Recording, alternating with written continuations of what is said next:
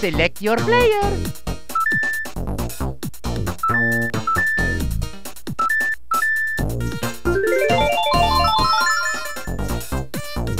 Select map.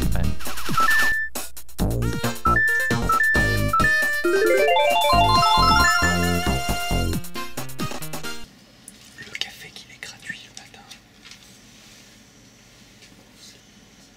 Mais pas bon. Et donc 7 h du matin, j'ai passé 12 heures dans un manga café. Donc je n'ai pas pris de douche, j'ai peu dormi, mal dormi, je suis toujours pas tout à fait vraiment sec non plus. Mais ça m'a permis de passer la nuit dans un endroit au chaud, voilà, de pouvoir quand même fermer l'œil, je le reconnais.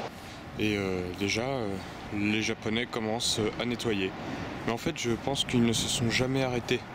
Il se passe un truc de fou, c'est-à-dire que là, pour la première fois, je me trimballe sans mon trépied de caméra et sans mon sac à dos, c'est-à-dire que j'ai que ma petite besace, donc je peux marcher vite. Qu'est-ce que j'ai fait de mon sac à dos? J'ai tout simplement mis dans un casier, parce qu'il y a des casiers partout, dans chaque gare de la ville et même ailleurs au Japon, il y a vraiment des casiers à n'importe quel endroit. Et du coup, ça coûte 300 yens, 3 €. Mais je suis complètement libre, donc je vais me permettre de pouvoir marcher sans utiliser les stations de métro, ce qui est très bien, très bien.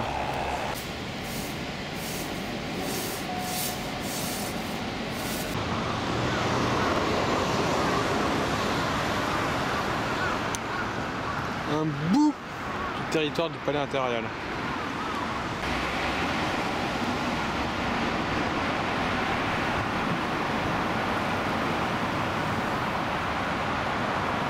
Je suis au Roppongi Hills et je profite une dernière fois de la ville de Tokyo.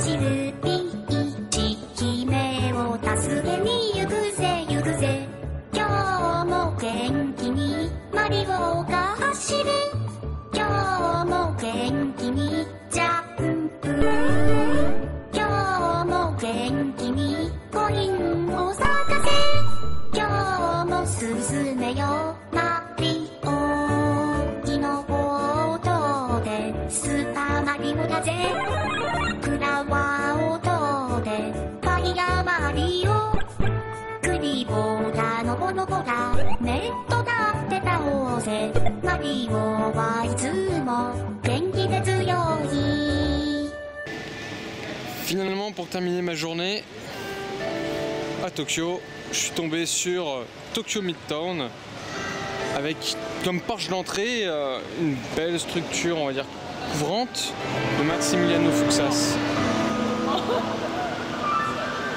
Et ça, c'est la structure qui a de la gueule quand même. Cette structure de Maximiliano Fuxas, c'est pourtant très grande, mais comme elle est coincée entre 3 grands buildings, elle perd un peu de sa hauteur. Mais elle la retrouve lorsqu'on est dessous seulement.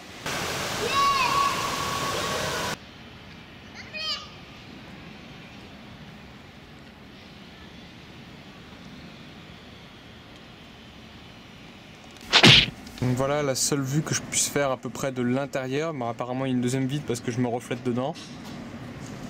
Ça a l'air assez intéressant au niveau des baies vitrées et surtout qu'il y a un étage, enfin tout simplement un sous-sol. Donc voilà, on n'en saura pas plus. Donc ma mission design s'arrête là, hein, encore sur une nouvelle frustration. C'est fermé, bon, effectivement en même temps on est le 31 décembre, donc ça m'étonne pas trop. Et mon bus est à 23 h, il est 2 h 30 de l'après-midi, donc maintenant je vais me promener tout simplement. Vraiment me promener sans avoir aucune idée en tête de bâtiment à aller chercher ou un truc comme ça, je vais juste marcher. Ça va aussi me faire du bien.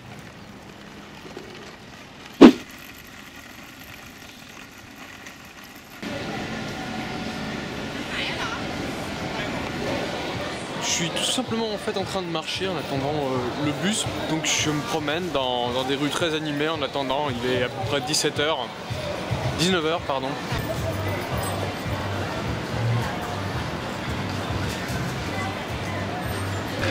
Donc ça c'est le genre de manga café par exemple dans lequel j'ai dormi.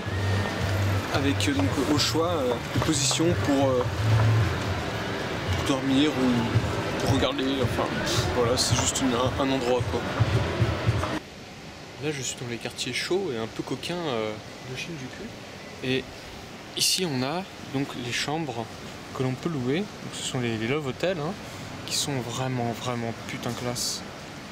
Pour 60 €, pas vraiment la nuit parce qu'en fait tu passes seulement une partie de la nuit à l'intérieur. Donc c'est un très beau quartier, très coloré, très peu animé aussi, assez discret. Et si on peut regarder évidemment, bon, bah, les prix sont aussi en minutes là. On voit que ce sont 120 minutes à 38 €. Donc c'est certainement pas pour la nuit, on est bien d'accord. La déco à chaque fois extérieure, plutôt, je vais pas dire provocatrice, mais enfin voilà, c'est ça, mais ça en impose quand même un petit peu. Ça rappelle que t'es là où il faut quoi.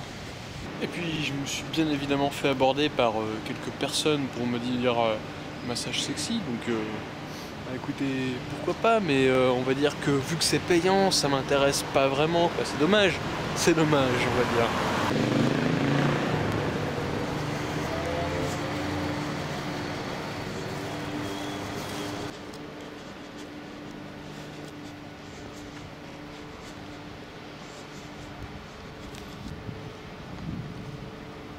C'est peut-être pas encore l'heure d'aller au lit avec sa copine ou son copain. C'est pas grand monde dans les rues là. Voilà. Tarif de l'hôtel Bagus. Chouette déco, l'hôtel Bagus. Alors c'est la première fois que moi je vois autant de fois le mot hôtel écrit. C'est tellement rare, j'ai tellement eu du mal à en chercher, à en trouver, pardon. Que bon. Voilà, mais ça c'est des Love Hotels. Il faut savoir tout de même que je marche depuis 5 h de l'après-midi, il est un peu plus de 8 h actuellement, et je ne cherche tout simplement que les rues, les rues animées, et c'est possible de ne marcher que dans les rues animées au Japon pendant plusieurs heures, sans avoir de trou noir, on va dire, de no man's land de personne. C'est plutôt assez amusant.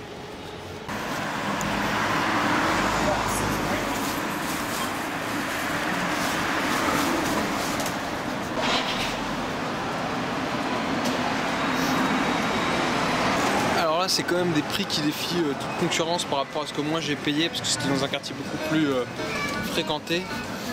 10 € les 12 heures, 15 € la journée. Et moi j'ai payé 20 € les 12 heures, faut savoir le double donc. Hein.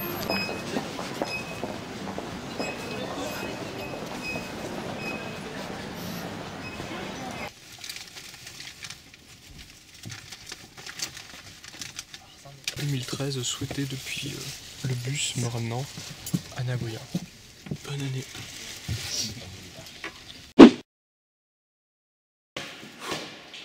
Bon alors là, pour ceux qui me connaissent, ils vont bien me retrouver. C'est-à-dire que le bus m'a lâché complètement à l'opposé de Nagoya. Voilà, je savais pas à quel terminal j'allais arriver. Et donc maintenant il est 5 h 30 du matin et je dois me taper en fait toute la périphérie de Nagoya en train avant de rentrer chez moi. Avant déjà de retrouver donc, le centre de Nagoya et de rentrer chez moi. Donc j'en ai pour un bon bout de temps et comme d'hab je regrette mes gaffes quoi. Voilà, c'est sympa, il y a beaucoup de gens. Hein, voilà, je suis en train de rentrer, il y a mon colocataire qui dort.